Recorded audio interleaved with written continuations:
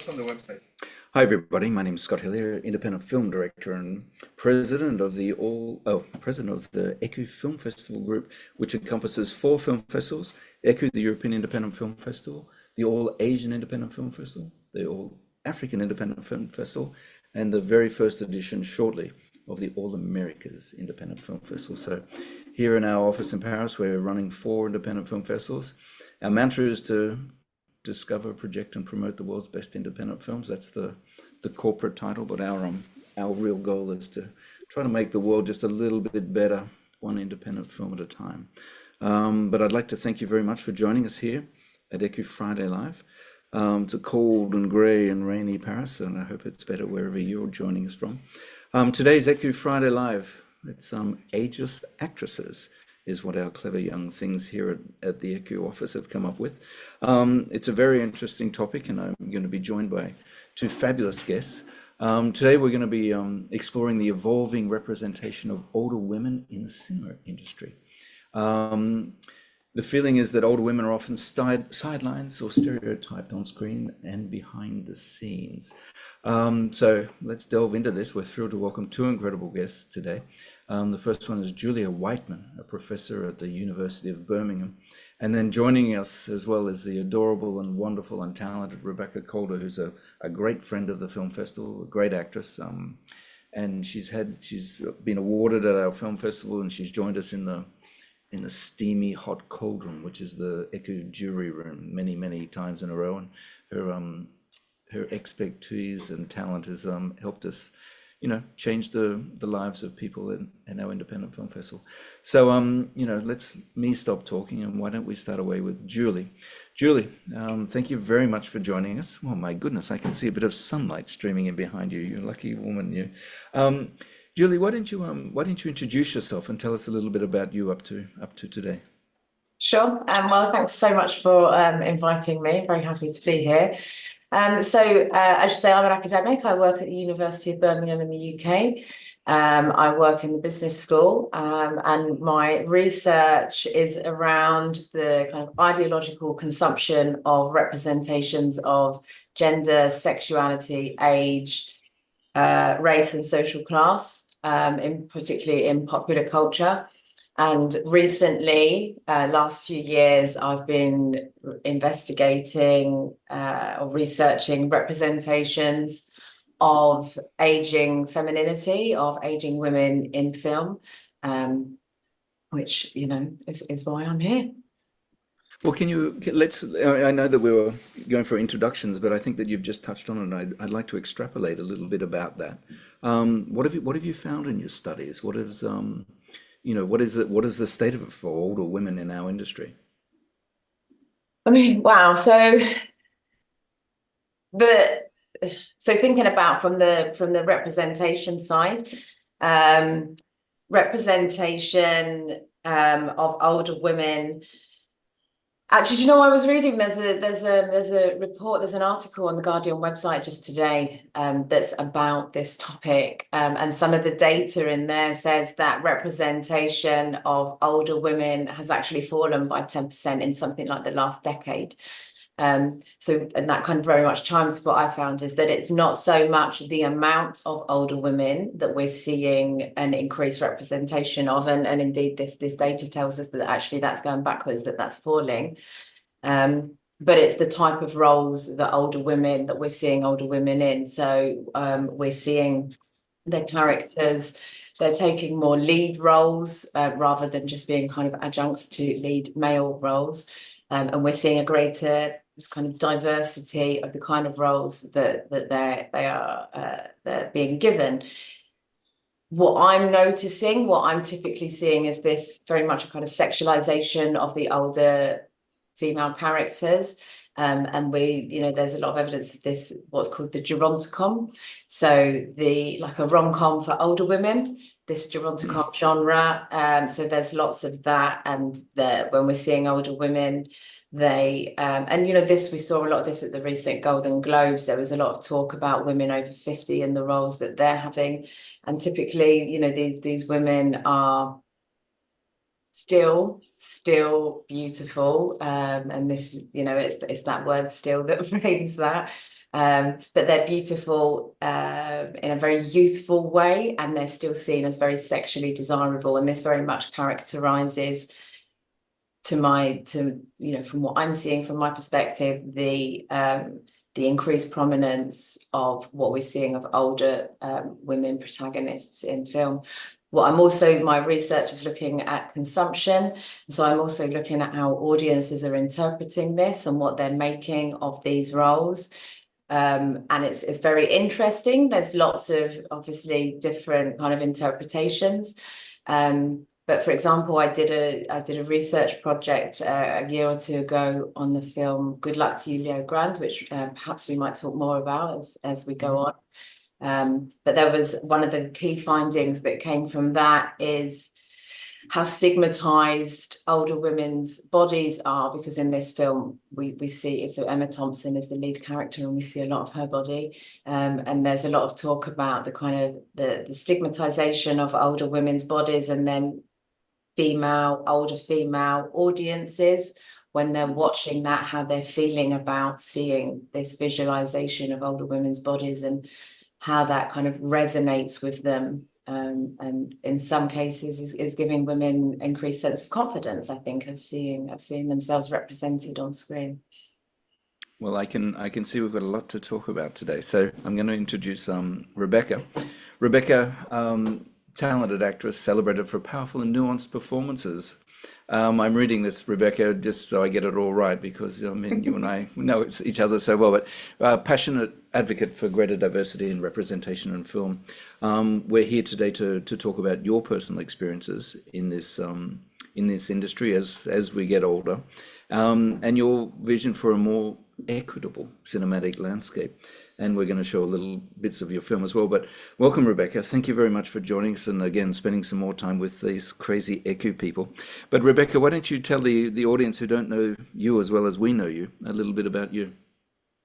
I'm an actor. I started as an actor about 20 years ago and kind of came into it the long way round. I didn't go to drama school. I couldn't afford to go to drama school. And back then it was difficult to kind of break into an industry unless you had kind of gone through that, that typical route in. And so it took me a while to find my rhythm. Certainly my 20s and 30s were slower than my 40s are, in terms of my work, which I would say is quite rare for women, for actress, for in this line in our industry. But yeah, I've been working in theatre, film, TV for 20 years. Have we lost Scott? Am I talking to myself? Yeah. Yes, but he's coming back. Okay. Okay, cool. Okay. Yeah. Perfect. So thank you very much, Rebecca, for that. Yeah. So Julie, first we're going to talk about you. What do you think is driving these new experiences and this new desire for content of the Geronto.com, as you mentioned it? And is that a question for myself or for No, for Julie. Richard? So what do I think is driving the shift? Yes. So I think that there are kind of bigger, broader socio-cultural shifts that we're seeing around us in society, and I think that really is fueling it.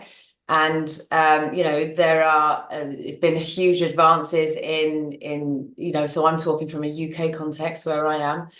Huge shifts in the role and position of women in society, so that needs to be reflected in film. So I think that's a big driving force. I think also, if we're thinking about the kind of increased visibility of older women, and I think also even when we're talking about older women, we need to kind of think about what we mean when we say that. Like typically we're talking about women over the age of 40 if we're talking about in film, which in itself, I think is a bit problematic if we're using 40 as this kind of defining this kind of point at which a woman becomes old or older. And there's kind of question marks around that.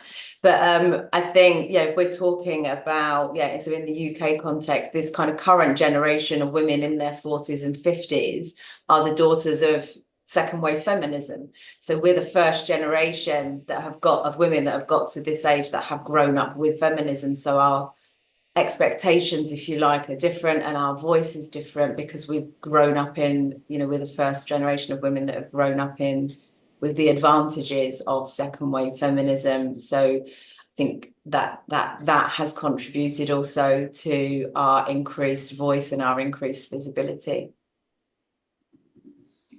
I want to jump in. Sorry, my computer just had a little hiccup. You know, I'm surrounded by 20-year-old girls in my office and a couple of very talented guys as well. Feminism, you know, we're talking about that. That's a word that still bounces around in the idea of filming. But I just wonder, for them, does it really matter anymore? And you know, I'm asking you academically because I guess you talk to these people. But you know, you mentioned elderly women watching older women, you know, in sexually charged roles and whatever. But do younger women actually understand sort of the battle that happened and the feminism that went on to get to this stage?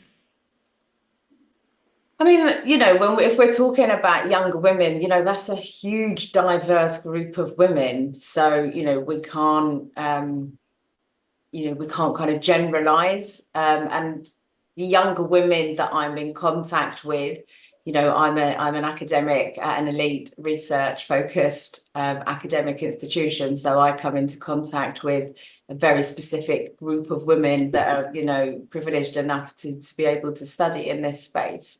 And even amongst that group, you know, there's quite a diverse range of opinions and relationship to feminism.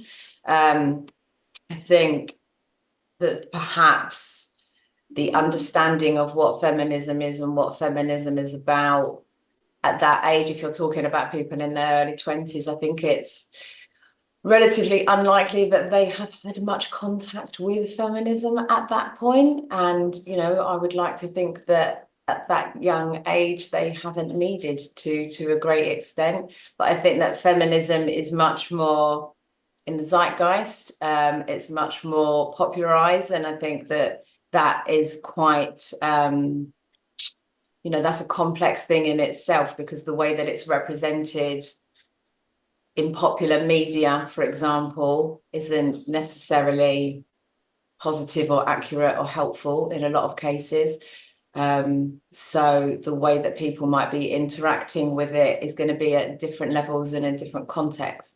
But I think, I mean, you know, so you know, I'm a feminist academic, and I make that very clear up front with all my students. So the students that tend to want to talk to me are of a similar mind. So, you know, so I do get a lot of positive feedback from my younger student, or my students, young women that I Well, work with.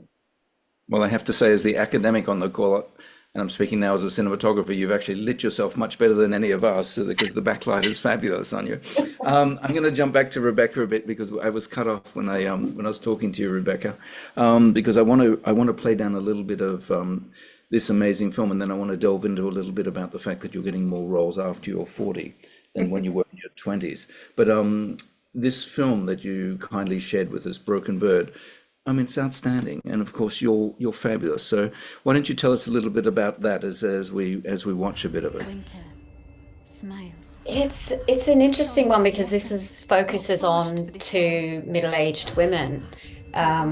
So, you know, it's rare, I think, that you see protagonists unless you've got an A-list star attached. You know, as we see with The Substance, with Nicole Kidman's really, you know, wonderful recent work. As these kind of sexually dynamic characters, but this film is interesting that on an independent scale, it's able to showcase these women. She was brilliant as well. Love her. I mean, it's Yeah, outstanding, When outstanding. could you start? yeah, and also it was directed by, you know, I don't want to say older. I hate sort of putting an age on things, but Joanne Mitchell, who is, you know, a few years older than me. And yeah, and it's interesting when I asked her, because she started as an actress, you know, why you didn't direct earlier. And she said, I just didn't know that it was an option for me. She's like, you know, I knew I could be an actress. I could go into acting, but to think that I could be a director just wasn't sort of in her periphery. And she's brilliant. She's such an amazing director. And yeah, and so I think that a lot of it is just about sort of what we feel like we're allowed to do, or certainly like when I was growing up and beyond that point as well. So it is changing, certainly. But yeah, this was a very Was there a certain female-centric film. Yeah. Was there a certain time in your career where you sort of felt the change? You know, was it like, okay, I'm 40 and one day and now it changed? Or because I Yeah, know is that now. It's Mhm. now. It's like so busy, and I'm really grateful for it because I've been working my butt off for 20 years. But I don't know if that's commonplace. I don't know if I think it's because I've been carving out a kind of character actor career that's why I'm busy. Because I never really got cast in the girlfriend role or the love interest role, which was so prevalent in my 20s and 30s. And so I always got the kind of small bit part in something that I had to come in and kind of nail it. You had 2 days on set and you had to play the like murderer or whatever it is and kind of work 3 times as hard as everyone else for those few days. And then you come out of it and, you're back to square one and you got to keep auditioning. And so I don't know what it is and I don't know what the change is. Maybe it is just working hard for so many years and momentum and you just keep pushing through things. But yeah, a lot of my friends don't have the same experience as me. So they kind of had a lot of success earlier in their careers and now are middle-aged and are feeling like it's slowly dropping off. That's very interesting that you say that. Yeah, it's funny. It's like putting in all the hard work, and maybe the early successes are a different thing. But the hard work in this industry for any of these clever young things listening is what pays off. That's for sure. Mm. And I did want to mention that it went out in an article that we printed that we posted the other day on our website. Is that we've just received a submission with a film with Fanny Ardant in it, and she's 75 years of age and Yeah. still looks fantastic, still in there, still doing her things, and I applaud that very much. I think that's great. Yeah. I'm Sorry. working on a project right now, which I can't talk about because I asked if I could talk about it and they haven't got back to me. So I'm a bit scared to say what it is. But it's the first project I've ever been a part of that has lots of different ages of women. And we range from 20s to 80s. And we're all together and we're not playing, the grandmother, the mother, and the daughter. It's totally different. And I've never in my career done that. I've had something sort of moving towards that, but not quite. And in our first week of rehearsals last week, it was just astonishing just being in a room with all of these different ages of women and listening to each other's experiences. And yeah, I wish there was more work like that because it's very rare, very, very rare. Yeah. Just as somebody who's spent my life on film sets, do you find that you get treated differently as a woman of a certain age versus when you were 20? Yeah, I think you do. I think people are maybe a little more cautious with some of, yeah, the communication on set, maybe. But I think it's a different time too. So maybe that's sort of post Me Too, versus pre all of those discussions. And we're learning from that. I learn from that. I learn about my own communication on set, what's appropriate, what's not. And, we're all I think there's opportunity to forgive some of that too, because it's we didn't know any better years ago. And so yeah, I think that's changing a lot, communication on set. Thank goodness, I would like to say. Yeah. I would like to open up just a little bit of discussion. I get the New York Times delivered every morning, and there was an article in there just recently about Baby Girl. I'd be interested to look at that from both your perspectives, and I'll go back to Julie quickly. Julie, one, what did you think about the film, personally, and then also academically, what did it sort of do for you or speak to you about? I haven't seen Baby Girl. Okay. I haven't seen the film. Um, I think so. I've seen the trailer and like I've heard about it, obviously. And I did think about going to see it. But I think for me, maybe because this is my area of research and I'm particularly interested in aging female sexuality and how older women are represented and their sexuality is represented. For me, this kind of, this May to December relationship, older woman, younger man dynamic, we're seeing it a lot. It's a very very, I don't know, I don't want to say repetitive, but I just feel like I don't need to see another film about it. I don't need to see another film about an older woman rediscovering who she is through sex with a younger man. And maybe that's because I think too much about this stuff, because that's my area of research. But I think also that there is this fetishization of this sexualized fetishization of older women in these roles that we're seeing again and again, and in this kind of the trope of the MILF and the cougar. And again, I think about this stuff probably way too much, but for me, I'm a bit tired of it. So I just think I'm kind of reading the reviews, and I have some friends that went to see it, and the feedback was that it was just her character was just very one-dimensional, this kind of just purely this sexual desire, and there's really nothing else to the character, is the feedback that I had. And again, being very clear, I haven't seen it, so I'm sort of basing this off other reviews that I've had. But yeah, for me, there's this kind of fetishization of older women as this sexual fantasy that I find a bit tiresome, if I'm honest. Yeah, okay. Well, I should have done my research better and asked you. And I'm going to ask the same question you, Rebecca, without having pre-interviewed you first. Have you seen it? I haven't, but it's on my list to watch. I really want to see it. I've heard that the performances are incredible. Yeah, and I'm still excited by that as a subject matter. I think that anything that celebrates these stories, and that there isn't a sort of ceiling on an age of when we sort of begin and end our sexuality. And so I'm sort of, yeah, and it's top of my list. Yeah, I have to say, I felt a bit like Julie about that, just sort of sensing that I've sort of seen this before, but my goodness, her performance is astonishing. I mean, to be able to, I mean, she's obviously a very, very, very, very professional actress, does her thing, but there's going to be in that room 20 people and what she's doing, and it's just to be able to carry that off, I think, from a director's point of view, I was astonished already, and an actress's point of view, I think, as well. Yeah, she's another yeah, level. She's incredible. I think she's incredible, yeah, no, and gets better and better. and yeah, I mean, my goodness, how she does it with whatever, but she's and choosing a role like that, she doesn't have to choose a role like that.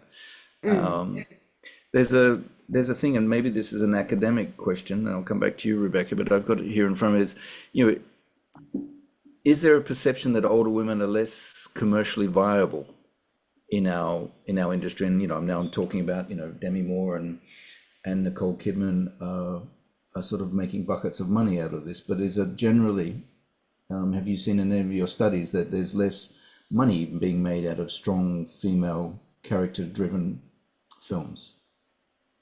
And this is for Julie. Oh, for me, sorry. Okay. So no, it's interesting actually. So as you're saying that, this article that I was reading today, so this is more about independent film than the more kind of Hollywood output. But this article is on the Guardian website today, and it's about this independent film writer who, I've got it here, I can tell you her name. So give me 1 second. Katya Maya, and I don't know if I've pronounced that correctly. But she wrote something with the Writers Lab, which I believe is quite a big program for writers, and this was a sort of for women and funded for women, and she wrote this script, and it was for older female characters, and although she was funded and encouraged to do it through this Writers Lab program, no one's buying the script because they've said that there's no audience for it, and that they don't see women over 50 as a viable audience, and that's the feedback that she's getting. So what she's done is she set up her own production company, and she's crowdfunding it and looking at alternative distribution platforms, which I think is really wonderful. And I think that we definitely need to see more of that, because I think this older woman market is very much written off and ignored, because it's still a very male dominated industry, and it's men that are making the decisions, and they as this woman is saying in this interview, that she's being told, you know, to her face, we don't think women over 50 are a viable market. And I think also when we're looking at, you know, the big Hollywood films, what we need also to be kind of, you know, paying attention to is that all these actresses are incredibly beautiful in a very youthful way. So, you know, we're saying, you know, yes, we can have these older women characters, but they basically still have to look 25. So we're not actually acknowledging beautiful can be lots of different things, and beautiful can be a woman in her 50s who, you know, looks very much like she's in her 50s. So it's almost like this kind of Hollywood presentation that these roles for older women are got this kind of ring around them that you must still be, you know, sexually desirable to this presumed heterosexual male gaze. So I think that's quite a big factor. So that's where with this independent film that this woman is talking about in this article, so I've just read it, it's really fresh in my mind. It's not about that at all. Her stories are these very three-dimensional female characters in their 50s, and it's not about them being sexual objects, and it's not about them being, you know, considered to be sexually desirable. It's very interesting. I'm going to ask. Off track a little bit from your question there. Not at all, because I'm going to ask one of my clever young things, Emma, the girl that helped set this up, to actually reach out to them and do some research on that. So maybe we can actually follow up a little bit on that.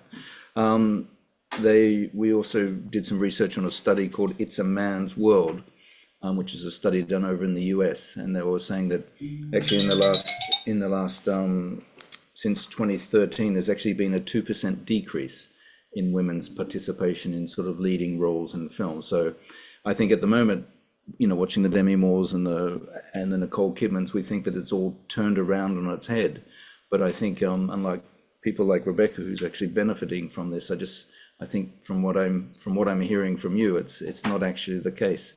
No, and also, you know, and this is because they're so high profile, you know, Demi Moore, Nicole Kidman, and so on. That's three people. You know, how many films are out there with men in their 40s and 50s? You know, so because I they're agree. high, big names, it seems like, wow, this is like there's a lot going on, but we're talking about, you know, a handful of people.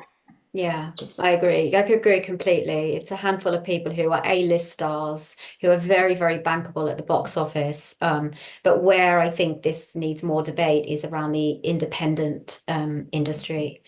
I think Well, yeah. yeah, well, I was going to leave this towards the end, but I think it's a good time to jump in now, is just to talk about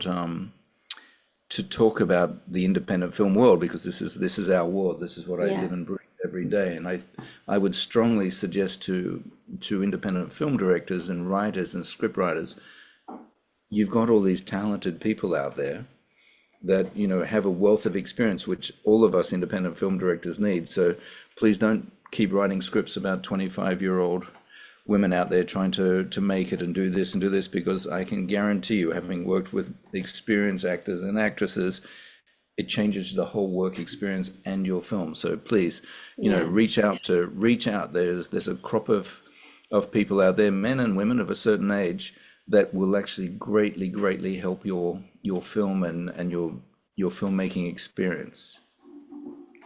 Yeah, and also I feel like as well I think from my experience from speaking to filmmakers and writers, male, they feel a little uncomfortable about writing for females and making these sort of, you know, female-centric pieces of work. And it's kind of like I worked with Lasse Hallström, the Swedish director. He wrote and directed a female true story based on Hilma af Klint, the Swedish painter. It was predominantly female cast, but he wrote so beautifully for these really great female roles. And in press for that film, I was asked several times, you know, was it okay that, you know, that this was written by this, you know, fantastic female story written by a male? And it's like, yeah, we need allies write for us. Don't feel uncomfortable about it. I feel like I don't know if everyone feels that there's any issue with that. I mean, yes, we need more female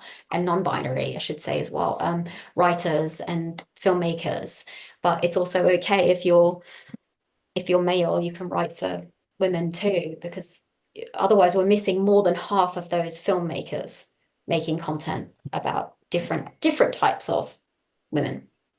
You can also, when you're writing a film, you should also, if you're a man writing a film about women, you can also get in some advisors and some help and Yeah. whatever. So yeah, no, good. That's a very, very good point. So we have a little clip, I believe, of a film called Hilma that we'll Yes, yeah, that's actually the one. That's one of the that's the film. few female, well-rounded female films I could think of. Well, we're gonna play a little drop of it now, and you can talk us through it. Because where did you shoot the film and when?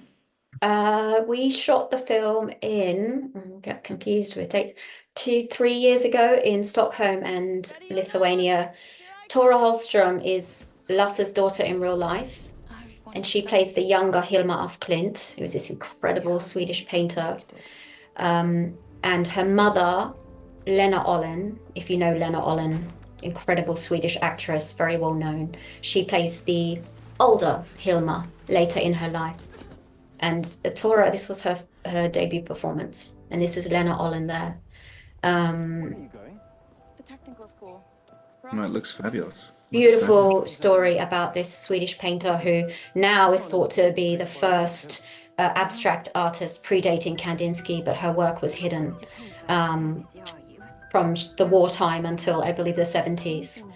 And I play one of they're called De Fem, the five, who are these five Swedish artists who came together through a meeting through spirituality and connected with spirits to create artworks.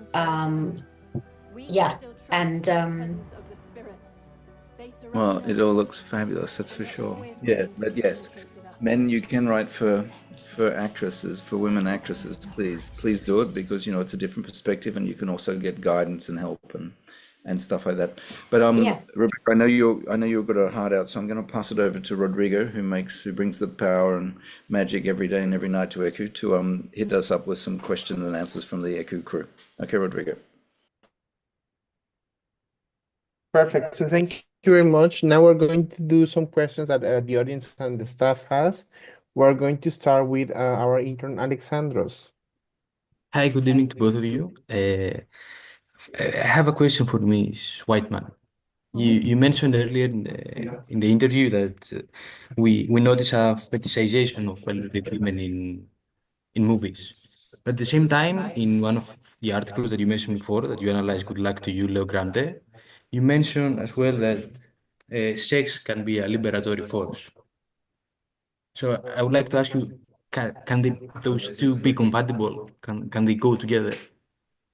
Or what's the relationship between those two? Sure. Okay, I need to think about that. I'm not entirely sure I understand the question. I think yes, sex is a part of life and sex can be liberatory for people, but I think it's a limitation if that's the only way that you see an older woman represented on screen is as a sexual role, as an object of male sexual desire. It's very limiting, it's very reductive. So for me, that's the problem. Like, yes, sex is a part of life, and it should be included when we're telling stories. That's fine. That's not an issue. But if that's the only thing that you're talking about, then that becomes a problem.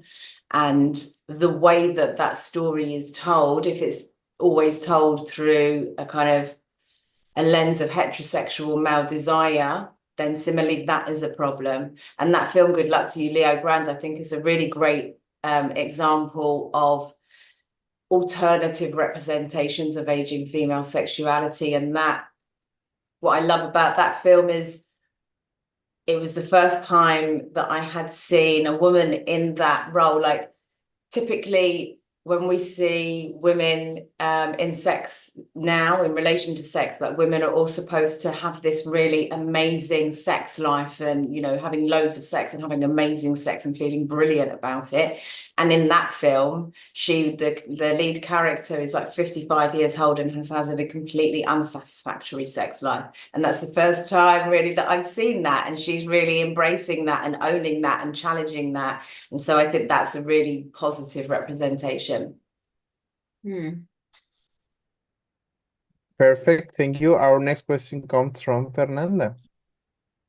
Yes, my question is for Rebecca. I was wondering what are the positive aspects of being a more mature actress on set? If you feel more confident now, and if you have any advice for young actresses. I mean, we're always insecure on set, actors. It's sort Yes. of yeah, part and parcel. But I think I love the idea that like I can give back if there are younger performers. I've just worked with on a project. I had daughters in the film, and you know, obviously we're all very close by the end of it. And I've given them they have my number. They can call me if they ever need any help. Not that they even need it because they're brilliant, but I'm there for guidance. And it's that idea that we support each other. But it also can go the other way. I did a short film called Twofold. It's a bit of a spoiler here, but I it turns out in this one take film that I was a very predatory school counselor. And the experience of shooting that, I was very uncomfortable. It was a very young filmmaking team. The other performer, a non-binary performer, was also very young. You know, I'm talking early 20s. And I was definitely the oldest person on that set. And they were brilliant. It's nothing about them. It was about me. I felt slightly like I didn't understand um sort of it's a generational thing, and I felt very much on the cusp. And in terms of the character I was playing, I felt very uncomfortable when I went to see it at a screening. We had a Q&A. I was extremely uncomfortable the whole time. I felt like this predatory older woman, and I'm mid-40s, you know, and so that was interesting to me, how this idea that what we play on screen can start to infiltrate how we feel about ourselves. Um, on a set experience. But yeah. Thank you very much. Our next question comes from Mateo. Hello, good afternoon to both of you. I have a question for Ms. Whitman. We were talking about feminism earlier, and do you think that young people nowadays are often mistaking feminism with sexism? And if so, why? An interesting question. Do I think young people confuse feminism with sexism? So I don't want to get too much into feminist theory, you know, but there's a contemporary kind of articulation of feminism that's called post-feminism, which I take quite a critical position to, and I would argue that post-feminism is basically sexism in many ways. It's kind of, it takes the politics out of feminism, it takes away the political language, and it's this it has a way of kind of encouraging behaviors, but at the same time it berates women for doing those exact same behaviors. So I think, and for me, I think this is a kind of part of a continual backlash to advances in feminism. So, and I don't think this is exclusive to young people at all, by the way. I don't think that this is a young people phenomenon. I think this is a kind of the time and place that we're in phenomenon.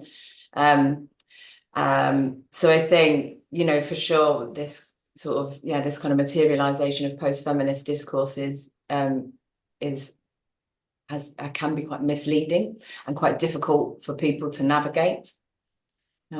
So yeah, so that's what I would kind of attribute that to. I don't know if that is helpful at all.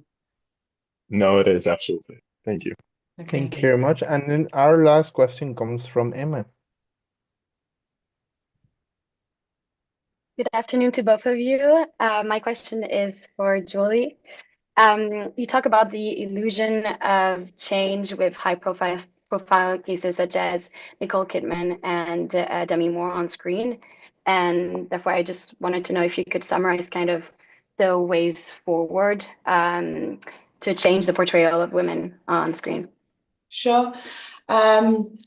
I mean, for me, I think, you know, you guys know more about the kind of, you know, the workings of the film industry for sure than I do. But for me, I think that we need to have more women involved. We need to have more women writing, producing, funding, directing, you know, and shaping and telling these stories of women, you know, because that's we know what our lives are, you know, and we know our stories and the diversity of our stories, and you know that we're not just here, like, you know, as Rebecca was saying, we're not just mothers, grandmothers, daughters and sisters, you know, we are beings in our own right with, you know, the full range of human emotion and experience. And so we need space to tell those stories. And I think that there's definitely an appetite from audiences for those stories.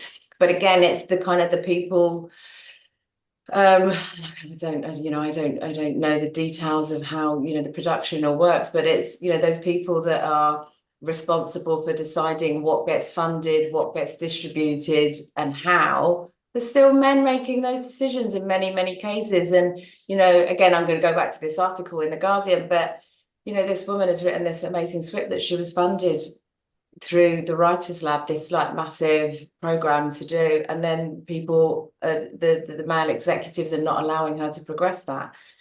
So she's had to go and find ways to do that, you know, and she has, and it's amazing. And like, she's just cracked on. She's set it up herself. She's crowdfunding and finding alternative distribution channels. So I think, yeah, we need more of that. And it's, you know, it's unfortunate that we are, you know, we have to put all these extra layers of work in, because that's exhausting. And actually that puts a lot of people off, and, you know, that's a massive barrier. But yeah, that would be my answer. Thank you. Okay. We're going back to you, Scott. So, oh, there you go. So, yeah, great. Well, thank you very much, the ICU crew, for that. Great questions, great answers. I just want to say one thing. I'm going to plug our festival a little bit now.